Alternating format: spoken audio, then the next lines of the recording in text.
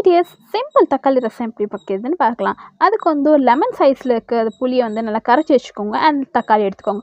பூண்டு, மெழுகு, ஜீரகம், மஞ்சத்தூள், இந்த 3 இன்க்ரீடியண்ட்டையும் கிரைண்ட் பண்ணி எடுத்துக்கோங்க. பூண்டு, மெழுகு, ஜீரகம். பூண்டில் இருக்க ஸ்கின்னை வந்து பீல் பண்ண வேணாம், அப்படியே போட்டு கிரைண்ட் பண்ணிக்கோங்க.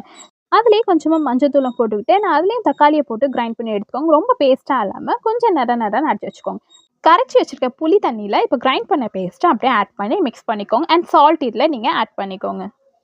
இதை ஃபஸ்ட்டு ப்ரிப்பேர் பண்ணி வச்சுட்டு நம்ம ரசத்தை தாளிச்சிக்கலாம். அதுக்கு ஒரு இதில் எண்ணெய் ஊற்றி எண்ணெய் சூடானதுக்கப்புறம் வரமிளகாய், கருவேப்பிலை, கடுகு, ஜீரகம், உளுந்து இது 3மே மிக்ஸ் பண்ணி தாளிப்புக்கு யூஸ் பண்ணிக்கலாம். இது எல்லாத்தையும் 1 by 1 போட்டுட்டு இதில் வந்து பெருங்காயத்தூள் கொஞ்சமாக ஆட் பண்ணிக்கோங்க. அதுக்கப்புறம் வந்து நம்ம கரைச்சி வச்சுருக்க ரசம் ப்ரிப்பேர் பண்ணி வச்சுருக்கோம்ல, அதை வந்து டேரெக்டாக இதில் பண்ணிடுங்க.